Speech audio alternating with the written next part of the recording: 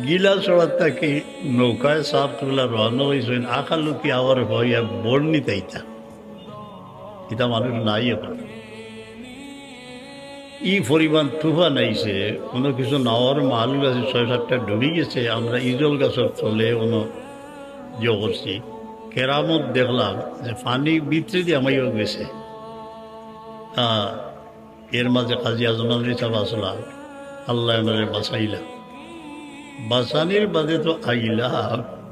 দূরই থাকি দেখি বর্ণির ইবাজুর যে আও সারা খালি লেন্টনে পড়া এই সময় তো আর ইয়ে আসিল না খালি লেন্টন লইয়া মানুষ পানির মাঝে অত পানির মাঝে বলতো অত পানি কিতে হয়েছে বলে আমরা শ্রাবণ নৌকা ডুবে গেছি ই মায়া গেছে কি